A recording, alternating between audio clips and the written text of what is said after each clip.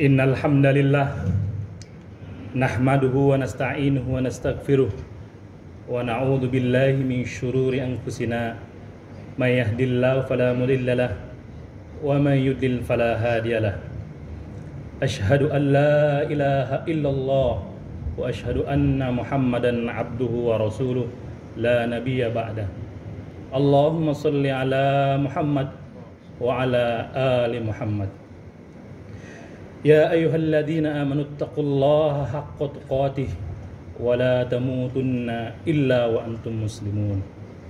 Wa qala Allah ta'ala fil Qur'anil Karim, innamas shadaqatu lil fuqara wal masakin wal 'amilina 'alayha wal mu'allafati qulubuhum wa fir riqab wal gharimin wa fi sabilillahi wa ibnis sabil faridatan minallah wallahu alimun hakim.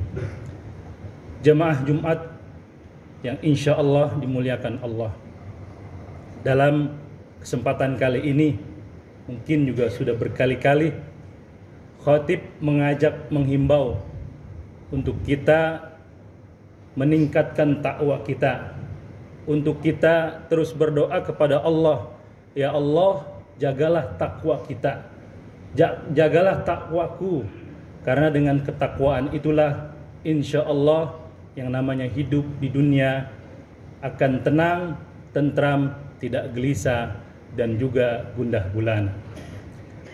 Kita mengetahui banyak orang berpendapatan besar, 20 juta, 30, 50, 100, bahkan juga ada yang bermiliar-miliar dalam sebulan. Tetapi apa? Kosong, batinnya tidak puas. Mungkin saja raganya bisa diasupi, tetapi batinnya kosong dan kegelisahan, kegundahan terus menyertainya. Karenanya patut berbanggalah kita sebagai umat Islam, di mana ada ajaran takwa yang terus diiang-iangkan, yang terus dinaungkan setiap Jumat, untuk kita mengingat, ya, bagaikan alarm. Hari ini hari Jumat, khatib mengingatkan bahwa dengan takwalah insya Allah hidup itu akan damai, tentram, kemudian penuh petunjuk Allah. Kita dengan takwa, kita emban takwa itu sampai akhir ajal menjelang. Saat-saat ini mungkin juga kita merasakan kasus gempa Cianjur, kemudian disusul Garut, Tasik, kemudian juga ada gunung meletus di Semeru, ya. Banyak orang yang meninggal. Dia tidak berpikir panjang, mungkin sedang duduk-duduk, tiba-tiba ada guncangan dan selanjutnya dia wafat. Oleh karenanya, kita sebagai pribadi muslim, mari kita jaga takwa kita. Semoga dengan takwa ini kita mati dalam keadaan husnul khatimah. Mari kita jaga takwa. Jemaah Jumat rahimakumullah, di awal tadi khatib membacakan surat At-Taubah ayat 60. Innamas shadaqah, sesungguhnya sedekah, bermakna adalah az-zakah. Karena dalam Al-Quran rata-rata menyebutkan katanya az-zakah. Nah, zakat ini bermakna sedekah. Sedekah ini ada dua maknanya.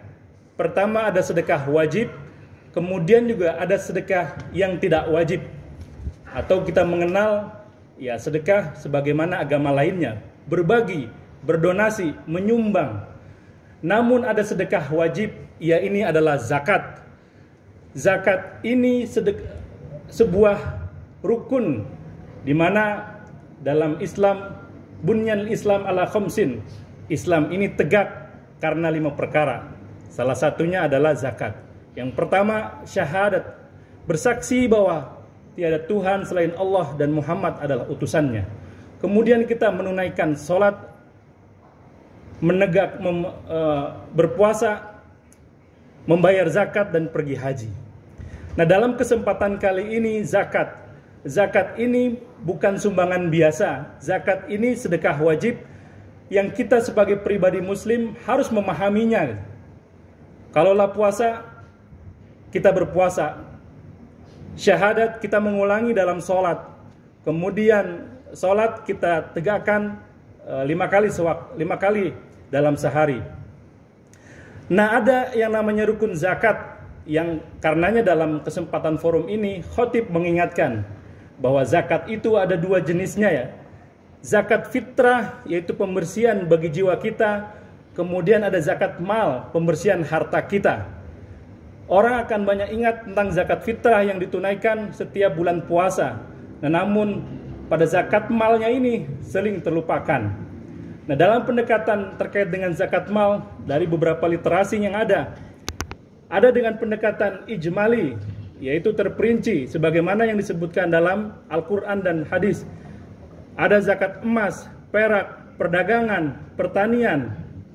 Namun ada juga dengan pendekatan secara ijmali, secara global. Yang pertama tafsili. Nah, secara global segala jenis harta itu wajib dizakatkan. Karenanya zakat profesi, zakat pendapatan bagi yang mereka bergaji tetap dalam setahunnya diharapkan, didorong untuk bisa menunaikan zakatnya. Kalau dalam SK Ketua Basnas, setidaknya mereka yang gajinya 6.600.000 secara bruto diharapkan untuk dapat menunaikan zakatnya 2,5% atau kurang lebih 165.000. Diibaratkan seorang petani, dia diwajibkan oleh Al-Quran untuk menunaikan zakat pertaniannya. Petani dia panen 3 bulan atau bahkan 4 bulan ya, di mana nisab ataupun kadar dia menunaikan zakatnya bagi petani yang panennya kurang lebih setara 524 kg beras. Kalau dengan asumsi sekilonya adalah 10.000, ya pendapatan 3 bulan atau 4 bulan 5.240.000. Petani diwajibkan zakatnya 5% atau 10%. Nah, inilah yang ingin mendorong prinsip keadilan. Seorang pengacara yang sekali kasus bisa sampai 100 juta, 200 juta. Kemudian ASN yang gaji tetapnya dan tunjangan lainnya bisa 10 juta sampai 15 juta. Masa dia tidak menunaikan zakatnya, zakat penghasilannya?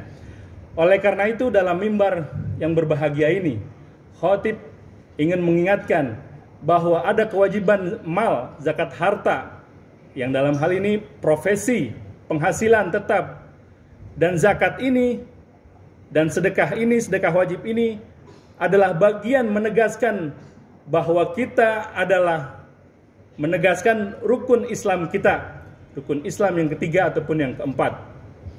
Oleh karenanya, semoga Allah selalu membimbing kita untuk menyempurnakan rukun Islam kita, di mana dengan zakat ini sebagai pembersih harta kita, sebagai mewujudkan pemerataan ekonomi. Secara tujuan dan fungsi, zakat sebagai ibadah mahdoh, di mana ibadah mahdoh ini menegakkan, mensyiarkan, menegaskan, ya Allah, saya tunaikan zakat saya, bagian saya beriman kepadamu, bagian saya mengikrarkan Islam saya. Kemudian dalam dimensi ekonomi dan sosial, zakat ini pemerataan ekonomi, zakat ini untuk memberikan rasa kasih sayang kepada yang lain. Zakat ini meneduhkan, zakat ini menenteramkan. Di Indonesia, alhamdulillah, melalui undang-undang zakat yang awalnya masyarakat Indonesia menunaikan zakat secara pribadi langsung kepada orang, namun diedukasi secara lembaga. Di tahun 99 ada Basnas, kemudian ada LAS. LAS dibentuk oleh masyarakat. Kemudian undang-undang ini disempurnakan di tahun 2011, di mana dalam praktik pengelolaan zakat zaman Rasulullah dan sahabat, Baitul Mal lah, milik pemerintah lah, pengelolaan zakat itu berada. Kemudian Indonesia mengadopsi itu, dan Basnas memiliki legitimasi pengelolaan zakat secara institusi negara, dan dalam hal ini di Kementerian LHK terfasilitasi, terhadonai yang namanya unit pengumpul zakat. Harapannya adalah memfasilitasi para ASN, memfasilitasi lingkungan dari KLHK untuk menunaikan zakatnya, untuk mengikrarkan Islamnya. Karena zakat adalah bukan sumbangan biasa, bahwa zakat bukan pemberian sebagaimana pemberian agama-agama lain. Orang Cina, non-Muslim, Kristen pun juga berbagi, tetapi berbaginya ini berbeda nilainya. Kalau kita mengikrarkan bahwa kita dengan zakat ini bagian melengkapi rukun Islam kita. Semoga Allah memudahkan kita dan selalu menunjuki kita apa-apa yang seharusnya kita lakukan dalam beragama Islam ini. Dan mudah-mudahan Jumat hari ini khotib mengingatkan dan teriang-iang kemudian menjadi pengingat bagi jamaah sekalian. Barakallahu li wa lakum fil Qur'anil azim wa nafa'ani wa iyyakum bima fihi minal ayati wa dzikril hakim wa taqabbalallahu minna wa minkum innahu was-sami'ul alim. Aqulu qawli hadza fastaghfirullahal azim innahu huwal ghafurur rahim.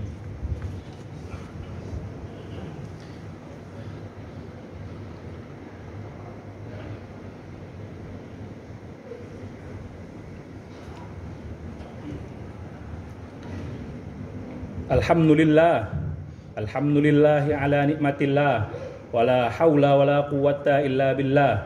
Asyhadu an la ilaha illallah wa asyhadu anna Muhammadan Rasulullah.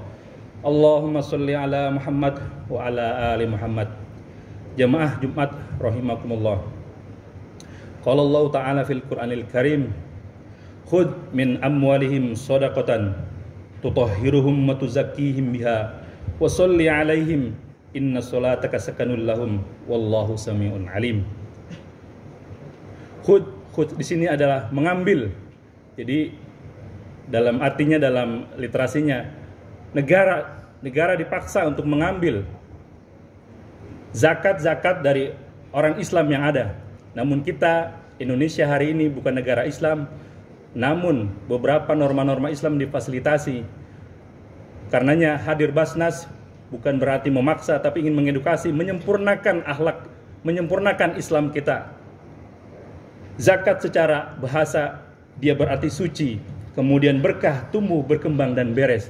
Harapannya orang-orang yang menunaikan zakat semua hartanya menjadi suci, kemudian berkah dan bertambah dan tumbuh. Karena dalam prakteknya, dalam sejarahnya, tidak ada orang yang menunaikan zakat orang-orang itu menjadi fakir dan miskin, tetapi hartanya malah bertambah dan bertambah. Kemudian akhlaknya pun menjadi beres, akhlaknya pun menjadi baik, sifat kikirnya pun hilang, rasa egoisnya pun hilang, rasa sombongnya hilang.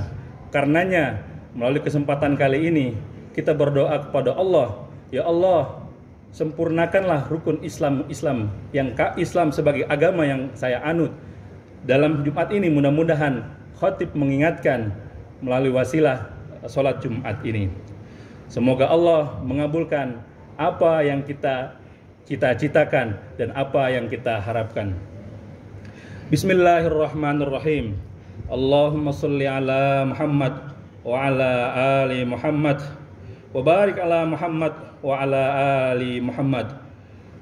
Allahumma ighfir lil muslimina wal muslimat wal mu'minina wal mu'minat al ahya'i minhum wal amwat innaka sami'un qaribun mujibu da'wat. Rabbana la tuzigh qulubana ba'da idh hadaitana wa hab lana min ladunka rahmah innaka antal wahhab.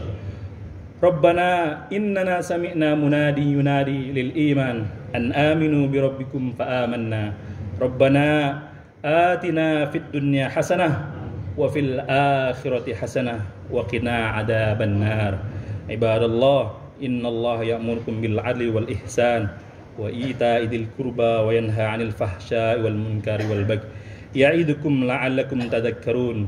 Fadhkurullahal 'azim yadhkurkum washkuru 'ala ni'amihi yazidkum wa la dzikrullahi akbar wa aqimus shalah.